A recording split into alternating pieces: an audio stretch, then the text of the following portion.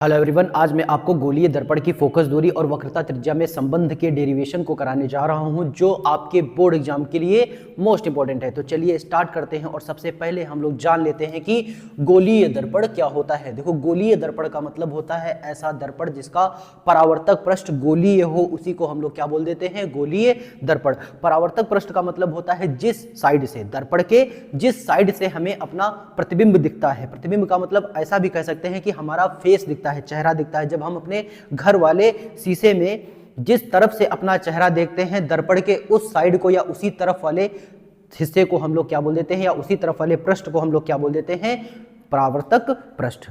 बात समझिए या नहीं? यही अब देखो, हमें पता है कि गोलीय दर्पण का मतलब होता है ऐसा दर्पण जिसका परावर्तक पृष्ठ गोलीय हो, उसी को हम लोग क्या बोल देते हैं, गोलीय दर्पण। अब देखो, गोलीय दर्पण कितने टाइप के होते हैं? दो टाइप के होते हैं। एक को बोलते हैं हम लोग अवतल दर्पण और दूसरे को बोल देते हैं हम लोग उत्तल दर्पण।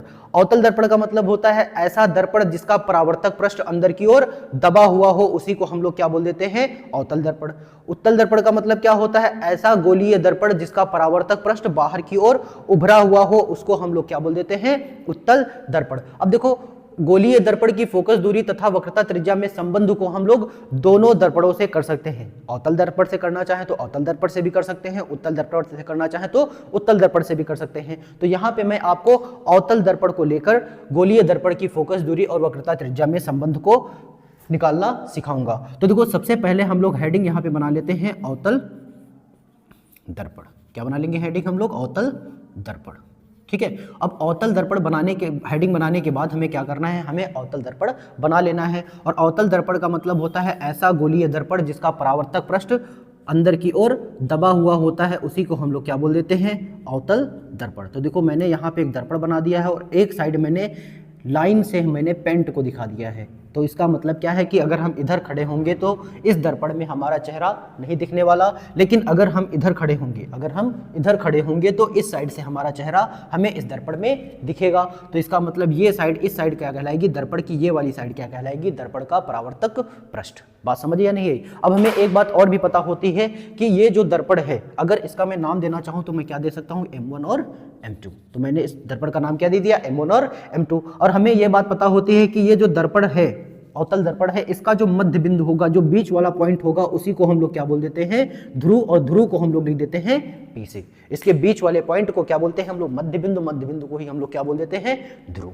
बात समझिए या नहीं? अब देखो, हमें यह भी पता है कि इस ध्रुव से सीधी जाने वाली रेखा, इस ध्रुव से होकर सीधी जाने वाली रेखा ही क्या कहलाती है, इस दर्पण का मुख्य अक्ष। दर्पण के ध्रुव से सीधी जाने वाली रेखा ही क्या कहलाती है, इस दर्पण का मुख्य अक्ष। तो ये वाली रेखा क्या कहलाएगी, इसका मुख्य अक्ष। अब हमें यह भी पता है कि ये जो अवतल दर्पण है, ये जो अवतल दर्पण है, एक गोले का टुकड़ा है। और अगर ये गोले का टुकड़ा है तो इस गोले के टुकड़े का केंद्र होगा। तो इसका मतलब कि इस अवतल दर्पण का भी एक केंद्र होगा, और इस अवतल दर्पण के केंद्र को हम लोग क्या बोल देते हैं, वक्रता केंद्र। अब हम मान लेते हैं कि यहां पर इस अवतल दर्पण का वक्रता केंद्र है, और इसी वक्रता केंद्र को हम लोग किससे लिख देते हैं, C से लिख देते हैं। अब हमें यह भी पता है कि ध्रुव से लेकर वक्रता केंद्र के बीच की दूरी को हम लोग क्या बोल देते हैं, वक्रता त्रिज्या। ध्रुव से लेकर वक्रता केंद्र के बीच की दूरी को हम लोग क्या बोल देते हैं, वक्रता त्रिज्या। और वक्रता त्रिज्या को हम लोग किससे लिखते हैं, R से लिख देते हैं। किससे लिख देते हैं हम लोग, R से लिख देते हैं। अब हमें यह भी पता होता है कि ध्रुव से लेकर वक्रता केंद्र के बीच की दूरी जो त्रिज्या है, इस त्रिज्या का जो मध्य बिंदु होगा, उसी मध्य बिंदु को हम लोग क्या बोल देते हैं, फोकस बिंदु। और उसे हम किससे लिख देते हैं, F से। तो हमने माना कि ये जो वक्रता त्रिज्या PC है, इसका मध्य बिंदु F है। इसी बिंदु F को हम लोग क्या बोलेंगे, मुख्य फोकस। अब हमें यह भी पता है कि ध्रुव से लेकर इस मुख्य फोकस के बीच की दूरी को हम लोग क्या बोल देते हैं, फोकस दूरी। और फोकस दूरी को हम लोग लिख देते हैं स्मॉल f से। किसे लिख देते हैं हम लोग, स्मॉल f से लिख देते हैं। बात समझिए या नहीं? देखो, हमें पता है कि इस दर्पण का नाम क्या है, M1 और M2। ये अवतल दर्पण क्या है, M1 M2 है। और इस अवतल दर्पण की वक्रता त्रिज्या R है, और इसकी फोकस दूरी क्या है, F है। तो इतनी बात को हमें अपने शब्दों में पहले लिख देना है। तो हम लोग क्या लिखेंगे, माना M1 M2 एक अवतल दर्पण है जिसकी वक्रता त्रिज्या R तथा फोकस दूरी F है। बात समझिए नहीं? फिर लगाना है हमें फुल स्टॉप। और फुल स्टॉप लगाने के बाद हमें क्या लिखना है आगे, दर्पण का वक्रता केंद्र C, दर्पण का वक्रता केंद्र C, ध्रुव P तथा फोकस बिंदु F है। इतनी बात हमें लिख देनी है पहले हिंदी में। फिर बाद में हमें क्या करना है, फिर हमें इसका रेखा चित्र बनाना है और रेखा चित्र बनाने के लिए हम लोग क्या करेंगे, इसके ऊपर प्रकाश की किरणें डालेंगे। तो देखो सबसे पहली प्रकाश की किरण हम लोग डाल देते हैं मुख्य अक्ष के समांतर, और हमने पढ़ रखा है कि जो प्रकाश की किरण मुख्य अक्ष के समांतर दर्पण पर आपतित होती है वह दर्पण से परावर्तन के पश्चात मुख्य फोकस से होकर चली जाती है। अब देखो मैंने इस किरण का नाम भी दे दिया, इस किरण का नाम दिया मैंने ए और इस पॉइंट का नाम दे दिया मैंने बी। अब देखो जो ये ए बी आपतित किरण है वो मुख्य अक्ष के समांतर है, मुख्य अक्ष का नाम दे देते हैं पी सी के समांतर है। तो जो प्रकाश की किरण दर्पण पर मुख्य अक्ष के समांतर आपतित होती है वह दर्पण से परावर्तन के पश्चात मुख्य फोकस से होकर चली जाती है। तो मान लेते हैं यहां से ये प्रकाश की किरण कहां से होकर चली गई, मुख्य फोकस से होकर चली गई। बात समझ या नहीं गई? अब देखो इस किरण का भी नाम हम लोग दे देंगे क्या, बी डी। बात समझ या नहीं? तो देखो जो ए बी प्रकाश की किरण है वो मुख्य अक्ष के समांतर दर्पण पर आपतित हुई है, तो दर्पण से परावर्तन के पश्चात वो कहां से चली गई है, बी डी दिशा में मुख्य फोकस एफ से होकर चली गई है। बात समझिए या नहीं? फिर बाद में देखो हमें क्या करना है, हमें दूसरी प्रकाश की किरण डालनी है वक्रता केंद्र से। अब देखो हमें यह भी पता है कि वक्रता केंद्र से होकर आपतित होने वाली प्रकाश की किरण, मतलब जो प्रकाश की किरण दर्पण पर वक्रता केंद्र से होकर आपतित होती है वो दर्पण से परावर्तन के पश्चात उसी मार्ग में वापस लौट जाती है। और क्यों लौट जाती है? क्योंकि वक्रता केंद्र से होकर आपतित होने वाली प्रकाश की किरण दर्पण पर लंब होती है। तो यहां पर हमने एक प्रकाश की किरण डाल दी वक्रता केंद्र से, और हमें पता है वक्रता केंद्र से होकर जाने वाली प्रकाश की किरण उसी मार्ग में वापस लौट जाएगी। क्यों लौट जाएगी? क्योंकि ये दर्पण पर लंब होगी। अगर ये दर्पण पर लंब है तो हम लोग इसको डॉटेड लाइन से बना देंगे। तो हमने क्या किया, यहाँ पे इसको डॉट डॉट डॉट कर दिया। बात समझ या नहीं? अब हमें पता है जो ये बी सी किरण है वो इस दर्पण पर लंब है, ठीक है। अब देखो हम लोग यहाँ पे आपतन कोण और परावर्तन कोण की भी बात कर लेते हैं। देखो हमें पता है ये BC लंब है, BC लंब है और लंब को ही हम लोग अभिलंब भी बोल देते हैं। बात समझिए या नहीं? और हमें यह पता है आपतित किरण और अभिलंब के बीच के कोण को हम लोग क्या बोल देते हैं, आपतन कोण, और जिसको किससे लिख देते हैं हम लोग, आई से लिख देते हैं। बात समझिए या नहीं? फिर बाद में देखो हमें यह भी पता है कि अभिलंब और परावर्तित किरण के बीच के कोण को हम लोग क्या बोल देते हैं, परावर्तन कोण, और परावर्तन कोण को हम लोग किससे लिख देते हैं, आर से लिख देते हैं। ये भी बात हमें समझ आई। बात समझ आई या नहीं?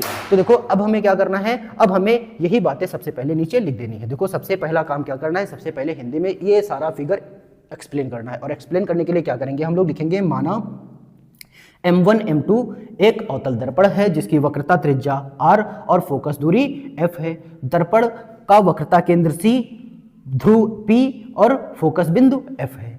माना एक प्रकाश की किरण AB दर्पण के मुख्य अक्ष के समांतर दर्पण पर आपतित होती है, वो परावर्तित होकर दर्पण के मुख्य फोकस से होकर चली जाती है।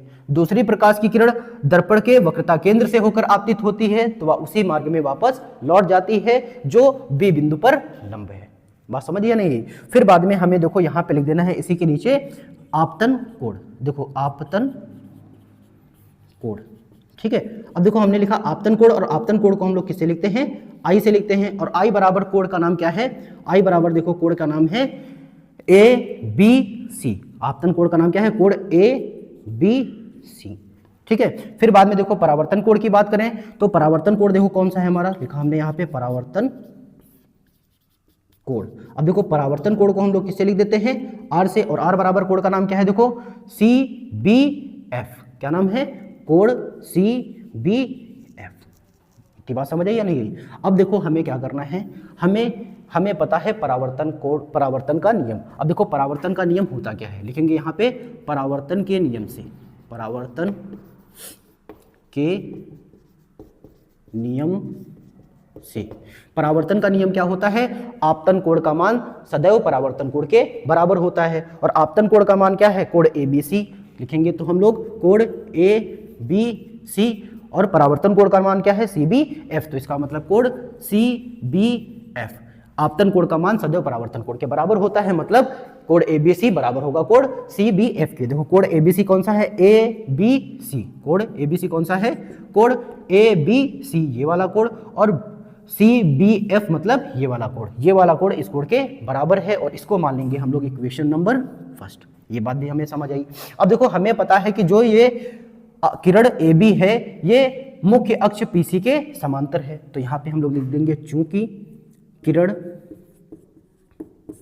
AB मुख्य अक्ष पीसी के समांतर है, पीसी के समांतर है। और ये जो बीसी रेखा है वो AB और पीसी को तिरछी काट रही है। तो लिखोगे और बीसी रेखा AB और PC को काटती है। अब हमें देखो एक छोटी क्लास में हमने एक प्रमेय पढ़ रखी है कि अगर दो समांतर रेखाओं को एक तिर्यक रेखा काटती है तो ये वाला कोण इस वाले कोण के बराबर होता है और इन दोनों कोणों को हम लोग क्या बोलते हैं, एकांतर कोण। अगर दो समांतर रेखाओं को कोई तिर्यक रेखा काटती है तो ये दोनों कोण आपस में बराबर होते हैं और ये दोनों कोण क्या कहलाते हैं, एकांतर कोण। तो इसका मतलब लिखोगे, इसलिए ये जो कोण ABC है, कोण ABC मतलब ये वाला कोण और कोण BCF मतलब ये वाला कोण आपस में बराबर होंगे। कोण BCF आपस में बराबर होंगे। इसको हम लोग मान लेंगे इक्वेशन नंबर 2। अब देखो समीकरण 1 में हमने देख रखा है कि कोण ABC बराबर है CBF के, और समीकरण 2 में देखा है हमने कोण ABC, वही वाला ABC कोण BCF के बराबर है, कोण BCF के बराबर है। तो इसका मतलब ABC इसके बराबर, ABC इसके भी बराबर, तो इसका मतलब ये दोनों कोण भी आपस में बराबर होंगे। तो यहाँ पे हम लोग लिख देंगे समीकरण 1 व 2 से, और समीकरण 1 व 2 से हम लोग लिख सकते हैं कोण CBF बराबर होगा कोण BCF के। इसको मान लिया हमने इक्वेशन नंबर 3। बात समझ गया नहीं है? अब देखो इसको इक्वेशन मानो या ना मानो कोई फर्क नहीं पड़ता, लेकिन जो हम लोग यहाँ से प्रूफ करना चाह रहे हैं वो यहाँ पे प्रूफ हो चुका है। तो देखो यहाँ पे हम लोग प्रूफ क्या करना चाह रहे थे, देखो हमें दिख रहा है त्रिभुज BCF, एक त्रिभुज हमें क्या दिख रहा है, BCF, हमें ये त्रिभुज दिख रहा है BCF, और BCF में ये I कोण इस C कोण के बराबर है, ये I कोण इस C कोण के बराबर है, BCF नहीं सॉरी CBF, क्या नाम है इस कोण का, CBF। अब देखो यहाँ पे हमने देखो क्या प्रूफ कर दिया, ये कोण इसके बराबर है, तो इसका मतलब ये वाला कोण भी इसके बराबर है। देखो हमने देखा कि आपतन कोण परावर्तन कोण के बराबर है, आपतन कोण परावर्तन कोण के बराबर है। अगर ये कोण इसके बराबर है तो इसका मतलब ये कोण इसके भी बराबर होगा। यही चीज हमने प्रूफ करी है कि कोण ABC अगर CBF के बराबर है मतलब CBF इस कोण के बराबर है, और फिर बाद में हमने देखा कि कोण ABC कोण BCF के बराबर है, मतलब ये कोण ABC ये वाला कोण BCF मतलब इस कोण के बराबर है। तो इसका मतलब ये वाला जो BCF कोण होगा वो CBF के भी बराबर होगा, मतलब ये वाला कोण भी आपस में बराबर है।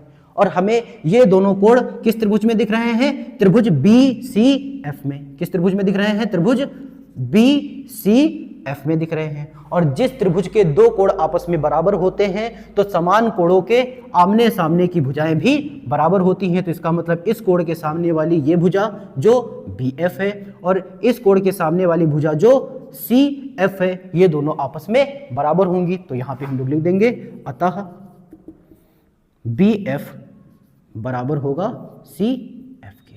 इसको मान लेंगे इक्वेशन नंबर 3। बताओ ये चीज भी समझ आई या नहीं आई? देखो जिस त्रिभुज के दो कोण आपस में बराबर होते हैं तो समान कोणों के आमने सामने की भुजाएं भी आपस में बराबर होती हैं, इसलिए ये वाला BF और ये वाला CF आपस में बराबर होंगे। ये बात आपको समझ आई होगी। अब देखो यहां पर हम एक कंडीशन मान लेते हैं इस डेरिवेशन को प्रूफ करने के लिए या इस संबंध को बताने के लिए कि ये जो दर्पण का द्वारक है M1 और M2, दर्पण का जो द्वारक है ये M1 M2 ये बहुत छोटा है, और अगर ये बहुत छोटा है तो इसका मतलब ये जो बिंदु B है ये यहां ना होकर बिंदु P के पास होता। ठीक है, तो क्या लिखेंगे हम लोग, लिखेंगे यदि दर्पण का द्वारक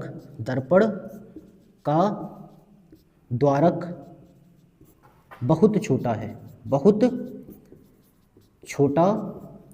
है तो क्या होगा, तो बिंदु B ध्रुव P के अत्यंत निकट होगा। अब देखो अत्यंत निकट होगा, तो देखो अगर बिंदु B बिंदु P के अत्यंत निकट होगा मतलब कुछ इसके लगभग यहाँ पे, ठीक है, इसके जस्ट ऊपर। तो इसका मतलब जो पी एफ लाइन है वो लगभग बी एफ के बराबर होगी। तो इसका मतलब क्या है, तो लिखोगे यहां से अतः जो पी एफ लाइन है वो किसके बराबर होगी, लगभग का साइन बनाएंगे, लगभग बी एफ के बराबर होगी। इसको मान लिया हमने इक्वेशन नंबर 4। अब देखो हमने देखा बी एफ सी एफ के बराबर है, बी एफ सी एफ के बराबर है और पी एफ बी एफ के बराबर है, तो इसका मतलब पी एफ सी एफ के भी बराबर होगी। तो यहां पे लिख देंगे हम लोग, इसलिए ये जो पी एफ है वो किसके बराबर हो जाएगा, सी एफ के। ये चीज हमने कहां से लिख दी, समीकरण ऐसा भी लिख सकते हैं 3 से। ठीक है, अब देखो पी एफ और सी एफ, देखो पी एफ मतलब ये वाली लाइन और सी एफ मतलब ये वाली लाइन। अभी हमने देखा था कि पी सी लाइन का मध्य बिंदु एफ है, पी सी लाइन का मध्य बिंदु एफ है, तो इसका मतलब सी एफ और पी एफ दोनों आपस में बराबर होंगे, सी एफ और पी एफ आपस में बराबर होंगे। मतलब पी सी लाइन दो पार्ट में बटी हुई है और जो उसके हिस्से सी एफ और पी एफ दोनों आपस में बराबर है। मतलब आधी लाइन पी एफ की ये है, आधी लाइन पीसी की ये है और आधी लाइन पीसी की ये है। तो इसका मतलब देखो, अगर हम यहां से पी सी लिखना चाहें तो हम लोग क्या लिख सकते हैं, P F plus C F. बात समझिए नहीं है। अब देखो हमें ये भी पता है पी एफ और सी एफ आपस में बराबर हैं, तो पी एफ की जगह पर सी एफ लिख सकते हैं, पी एफ की जगह पर सी एफ लिख सकते हैं और सी एफ की जगह पर पी एफ लिख सकते हैं। तो यहाँ पे हमने लिख दिया पी एफ। तो इसका मतलब क्या हो जाएगा, P F plus P F कितना हो जाएगा, पी सी बराबर P F plus P F कितना हो जाएगा, 2pf। तो यहां से अगर हम पी एफ की वैल्यू निकालें, किसकी वैल्यू निकालें, पी एफ या सी एफ की वैल्यू निकालें, यहां से हम लोग सी एफ लिख लेते हैं। क्या करेंगे हम लोग, पी एफ को क्या लिख देंगे, सी एफ, और ये हो जाएगा सी एफ। देखो C F plus C F कितना हो जाएगा, 2cf। अब देखो अगर सी एफ की वैल्यू निकालें तो ये इधर 2 गुणे में इधर आके बटे में हो जाएगा, मतलब पी सी बटे में 2 कितना हो जाएगा, सी एफ के बराबर। तो इसका मतलब हम लोग सी एफ की जगह पर क्या लिख सकते हैं, पी सी बटे में 2। क्या लिख सकते हैं, सी एफ की जगह पर पी सी बटे में 2। तो यहां से पी एफ बराबर आ जाएगा पी सी बटे में 2। देखो ये वाला टुकड़ा आपस में बराबर है और ये दोनों टुकड़े हैं किसके, पीसी के हैं। तो पीसी का जो दुगना है, जो सीएफ का जो दुगना होगा वो किसके बराबर होगा, पीसी के बराबर होगा। तो इसका मतलब ये भी हम कह सकते हैं कि पीसी का आधा टुकड़ा सीएफ के बराबर होगा, पीसी का आधा टुकड़ा सीएफ के बराबर होगा। तो वही लिखा हमने, सीएफ किसके बराबर है, पीसी के आधे टुकड़े के, मतलब पीसी का आधा मतलब पीसी बटे में 2। अब देखो हम यहां से हमें यह भी पता है कि चूंकि ये जो पी एफ है वो किसके बराबर है, फोकस दूरी स्मॉल एफ के, और ये जो पी सी है वो किसके बराबर है, वक्रता त्रिज्या आर के बराबर है, वक्रता त्रिज्या आर के बराबर है। तो यहां से अगर हम देखो वैल्यू रखें तो पी एफ की जगह पर क्या लिख सकते हैं, एफ लिख सकते हैं, ठीक है, और पी सी की जगह पर क्या लिख सकते हैं हम लोग, आर लिख सकते हैं। तो यहाँ पे हमने लिख दिया आर बटे में 2। तो देखो यहाँ से क्या प्रूफ हो गया कि अवतल दर्पण की जो फोकस दूरी एफ होती है, अवतल दर्पण की जो फोकस दूरी एफ होती है वो वक्रता त्रिज्या की आधी होती है। तो यहाँ पे अगर हम लिखना चाहें तो ये भी लिख सकते हैं, अतः अवतल दर्पण की फोकस दूरी वक्रता त्रिज्या की आधी होती है। अब देखो फोकस दूरी वक्रता त्रिज्या की आधी होती है, ये भी कहना सही है। और अगर हम त्रिज्या की वैल्यू निकालें, आर की वैल्यू निकालें, तो आर के बटे में जो 2 लिखा है इधर आके एफ के गुणे में हो जाएगा। तो आर बराबर आएगा 2f, आर बराबर क्या आएगा 2f। तो ऐसा भी हम लोग कह सकते हैं कि अवतल दर्पण की वक्रता त्रिज्या फोकस दूरी की 2 गुनी होती है। मतलब हम ये भी लिख सकते हैं कि आर बराबर क्या होता है 2f। ये भी फॉर्मूला सही है। बात समझिए या नहीं है। आई होप ये डेरिवेशन आप लोगों को समझ आया होगा। मिलते हैं अगली क्लास में, तब तक के लिए नमस्कार।